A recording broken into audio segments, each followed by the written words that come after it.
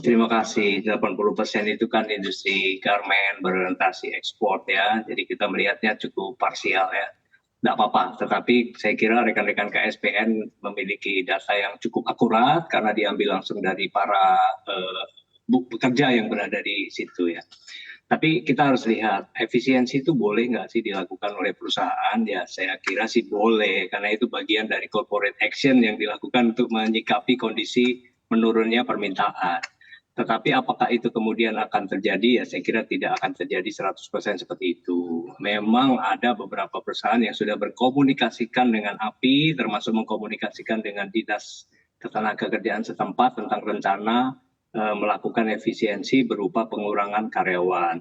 Tetapi data yang kami lihat, pengurangan karyawan itu tidak sifatnya akan melakukan PHK, tetapi kita lihat mereka akan melakukan semacam tidak memperpanjang kontrak atau mengurangi jumlah jam kerja. Nah ini bisa dipersepsi PHK oleh rekan-rekan pekerja, saya kira ya. Jumlah itu kami belum bisa memastikan, mengkonfirmasi apakah benar terdapat 9 perusahaan yang akan melakukan efisiensi dalam rangka menyikapi kondisi market yang saat ini terdisruption ya, karena adanya permintaan yang sangat menurun dari negara-negara pengimpor dari Indonesia.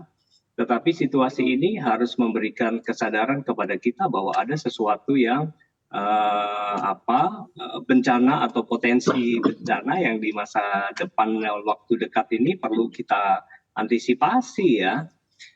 Jumlahnya tidak terlalu besar sih secara keseluruhan, tetapi dari sekitar beberapa ratus ya perusahaan atau sekarang ini udah beberapa puluh perusahaan berorientasi ekspor itu bisa mengakibatkan satu efek domino yang cukup parah.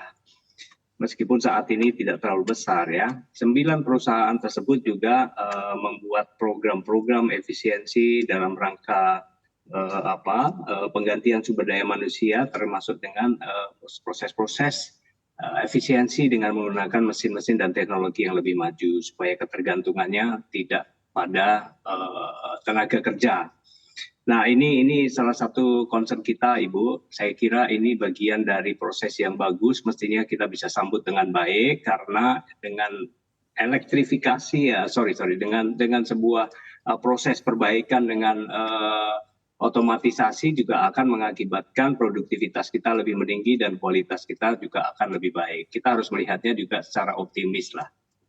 Pak Danang, sebetulnya Pak untuk saat ini saya melihat begitu ya, ini pengusaha-pengusaha permintaannya kepada pemerintah seperti apa? Artinya kebijakan apa yang tepat diberikan oleh pemerintah kepada pengusaha? Kita lihat artinya apakah akan ada insentif pengurangan pajak kah? Atau kan kita juga tahu ya bahwa setiap tahun itu ada kewajiban untuk menaikkan gaji karyawan. Apakah perlu ada kebijakan-kebijakan lain yang mampu membuat perusahaan-perusahaan ini bisa tetap bertahan di situasi seperti sekarang? Ya, yang diharapkan bukan insentif finansial seperti itu ya. Tentu ada relaksasi perpajakan itu semua sektor industri mengharapkan ya. Adanya relaksasi tax, whatever lah, tax holiday atau insentif tax yang lain ya. Tapi pada prinsipnya kita sebenarnya mengharapkan adanya ketegasan atau konsistensi pemerintah atau keberanian pemerintah untuk melakukan non tarif barrier terhadap industri TPT dan garmen. Contohnya seperti apa? Saya mau kasih contoh ya. India pun melakukan hal yang sama. India sekarang ada di posisi nomor 3, nomor 4 ya, terbesar ya. Setelah China, Vietnam itu India. Nah, India itu melakukan non-tarif barrier yang sangat bagus. Mereka melakukan sertifikasi terhadap produk-produk yang diekspor kepada mereka. Melalui apa? Bukan barang yang disertifikasi. Mereka melahirkan badan yang disebut BIS, Bureau of Indian Standardization ya. Mereka melakukan sertifikasi terhadap pabrik yang akan mengekspor ke sana. Jadi bukan produk SNI seperti biasa di Indonesia kita melakukan sertifikasi terhadap produknya, tapi mereka lebih jauh daripada itu yaitu melakukan sertifikasi terhadap pabriknya. Nah kita berani nggak melakukan itu? Berani dong seharusnya. Karena kita dijajah oleh pasar ekspor saat ini, maka kita harus memverifikasi apakah penjajah itu juga memiliki nilai-nilai human rights di dalam pabrik-pabrik mereka, sebagaimana Indonesia ditegaskan oleh ILO di Indonesia dengan sangat keras di situ, sehingga produk-produk kita bisa ekspor jika memenuhi kaidah-kaidah human rights. Nah kan lucu, di sana tidak, sehingga mereka bisa masuk ke sini dengan bebas. Nah ini salah satu yang kita harapkan, pemerintah harus berani dan tegas melindungi industri manufaktur, TPT, produk garment, produk sepatu itu supaya kita bisa survive di dalam negeri. Yang kedua adalah masalah-masalah terkait dengan energi. Kami mohon pemerintah responlah dengan cepat.